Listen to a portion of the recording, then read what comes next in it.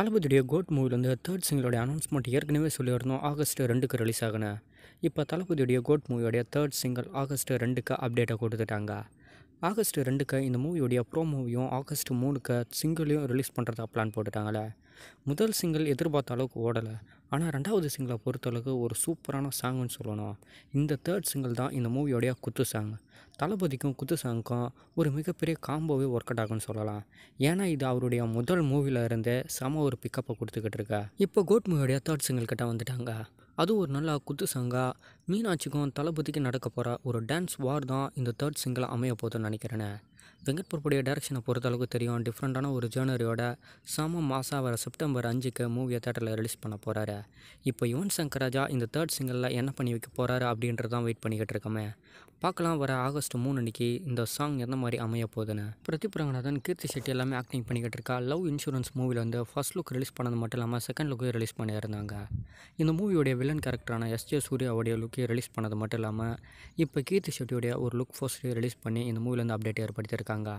Love insurance company அப்படின்னு சொல்லிட்டு விக்னேஷ் சிவனுடைய டைரக்ஷனில் ஃபுல் அண்ட் ஃபுல் ஒரு லவ் ஸ்டோரி என்டர்டைன்மெண்ட் மூவியாக இந்த மூவியை மேக் பண்ணியிருக்காரு. 7 ஸ்டுடியோ லலித்குமார் மட்டும் இல்லாமல் ரவுடி பேபி ப்ரொடக்ஷன் தான் இந்த மூவியை தமிழ்நாட்டு வயசில் ரிலீஸ் பண்ண போகிறாங்களே. அனிருத்தோடைய மியூசிக்கில் இந்த மூவி எந்த மாதிரி இருக்க போகுதுன்னு இந்த இயரோட எண்டுக்குள்ளே தெரிஞ்சிடும். தலைவருடைய ஆக்டிங்கில் நெக்ஸ்ட் தேட்டருக்கு வர போகிற மூவினா அது வேட்டையன் மூவி தான். இந்த மூவியில் மஞ்சு வாரியர் அவர்கள் ஆக்டிங் பண்ணிக்கிட்டு இருந்தாங்க. எந்த கேரக்டரில் ஆக்டிங் பண்ணிக்கிட்டு இருந்தாங்கன்னா இது வரைக்கும் சஸ்பான்ஸ் போய்கிட்டு இருந்தது. இப்போ தலைவருக்கு ஒய்ஃப் கேரக்டரில் மஞ்சு வாரியர் அவர்கள் ஆக்டிங் பண்ணியிருக்கிறது கன்ஃபார்ம் ஆகியிருக்கு. ஜெய்பீம் ஞானவளுடைய டைரக்ஷனில் அனிருத்தோடைய மியூசிக்கில் ஒரு அக்டோபர் 2க்குள்ளே இந்த மூவியையும் நம்ம தேட்டரில் பார்ப்போம். தலைவருடைய ஆக்டிங்கில் வேட்டையன் மூவிக்கு அப்புறம் ஜெயிலருடைய 2வது பக்கம் தயாராக போகிறதா ஒரு அப்டேட் போய்கிட்டு இருக்கு. ஆனால் இது எந்த வகையில் கன்ஃபார்ம் அப்படின்னு தெரியல. இப்போ இந்த மூவியில் யோகி பாபா அவர்களும் ஆக்டிங் பண்ண போகிறதா சொல்லிக்கிட்டு இருக்காங்களே. நெல்சன் அவர்கள் ஜெயிலருடைய முதல் பக்கத்தை ரிலீஸ் பண்ணி ஒரு மிகப்பெரிய பாக்ஸ் ஆஃபீஸ் ஏற்படுத்தினதுக்கப்புறம் 2வது பக்கம் எப்போ தயாராகன்ற போல் வெயிட்டிங் இருக்கா. பட் 2வது பக்கத்தில் லீடு கொடுக்கல. ஆனால் எந்த மாதிரி இந்த மூவியை ஸ்டார்ட் பண்ண போகிறாங்கன்னு தெரியல.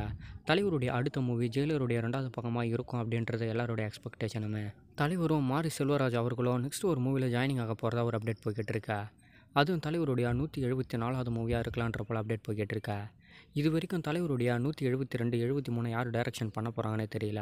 ஆனால் இப்போ 174 வரைக்குமே போயிட்டாங்க.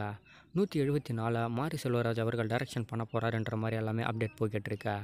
மாரி செல்வராஜுக்கு இப்போ சென்டரில் ஒரு 2 மூவி வெயிட்டிங்கில் இருக்கா. அதில் ஒரு மூவி தனுஷ் கூட இருக்கா.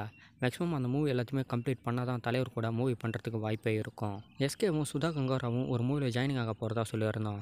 அதுவும் அந்த மூவியை சூர்யா அவர்கள் நிராகரித்த ஒரு மூவி. புறநானூறு மூவி தான்.